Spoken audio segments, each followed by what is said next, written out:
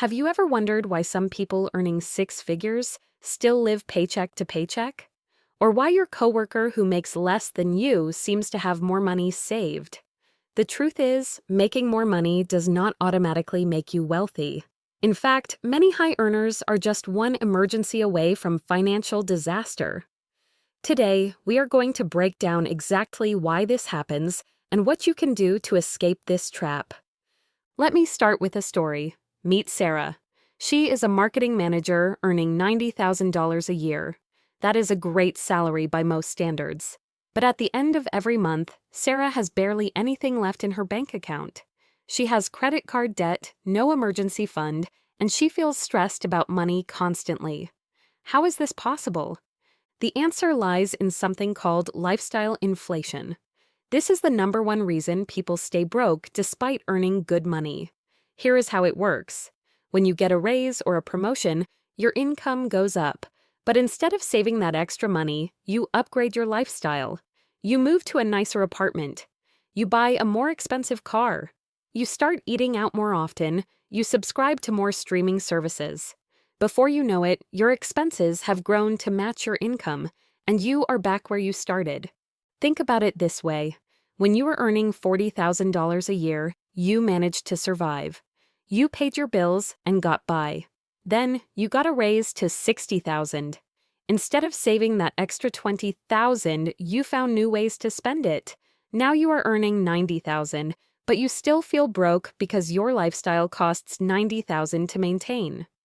The psychology behind this is fascinating. We humans are terrible at delayed gratification. We want rewards now, not later. When we get more money, our brain tells us we deserve to celebrate and enjoy it immediately. Society reinforces this message everywhere we look. Advertisements tell us we deserve the latest phone, the luxury vacation, the designer clothes. Social media shows us everyone else seemingly living their best life, which makes us feel like we need to keep up. But here is the brutal truth. Keeping up with the Joneses is a race you can never win. There will always be someone with a bigger house, a faster car, or more expensive clothes. If you base your spending on what others have, you will stay broke forever, no matter how much you earn. Let me give you another reason people stay broke. They do not understand the difference between assets and liabilities. This concept comes from Robert Kiyosaki, and it is incredibly powerful. An asset is something that puts money in your pocket. A liability is something that takes money out of your pocket. Simple, right? But here is where people get confused. They think their car is an asset. They think their house is an asset. But unless these things are generating income for you, they are actually liabilities. Your car loses value the moment you drive it off the lot, and it costs you money every month in payments, insurance, gas, and maintenance. Your house costs you money in mortgage payments, property taxes, insurance, and repairs. Now, I am not saying you should not own a car or a house. What I am saying is you need to understand what they really are. They are expenses, not investments.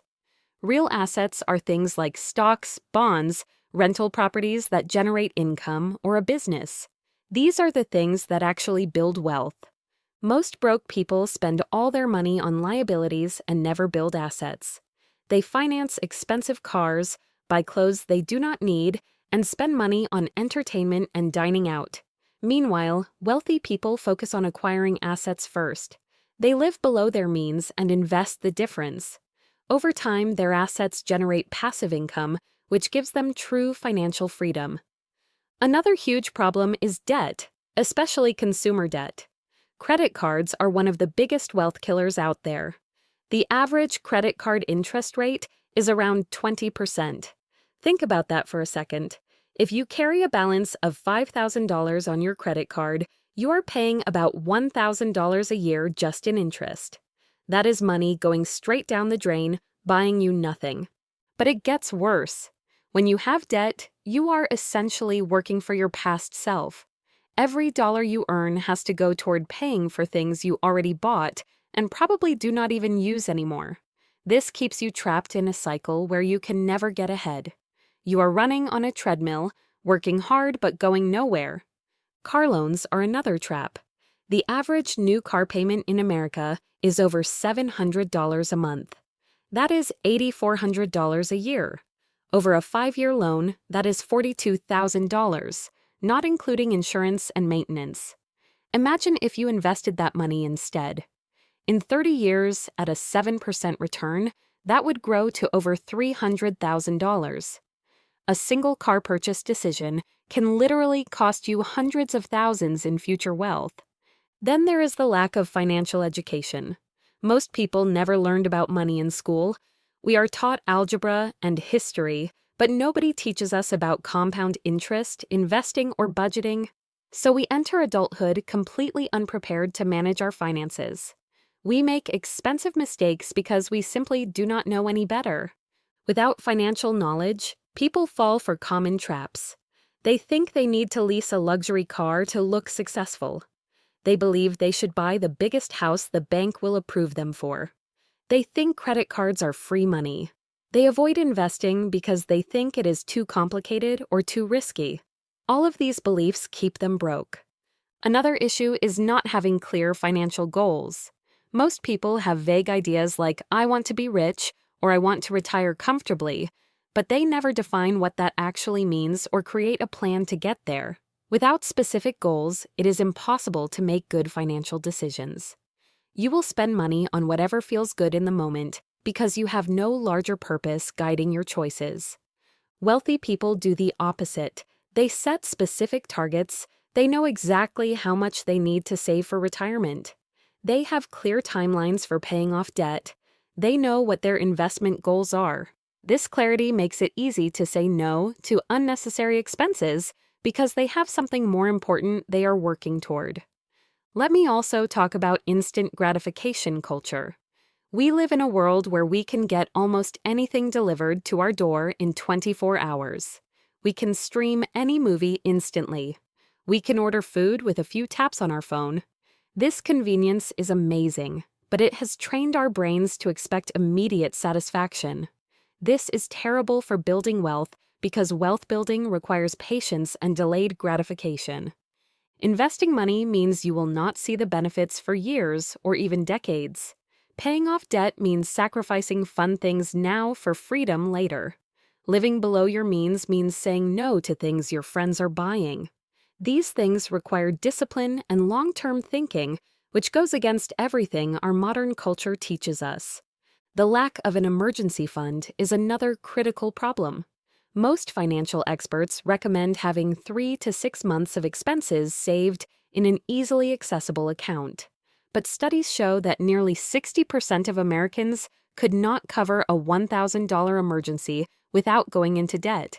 This means that when the car breaks down or they lose their job or have a medical bill, they have no choice but to use credit cards or loans. This pushes them deeper into debt and makes it even harder to get ahead.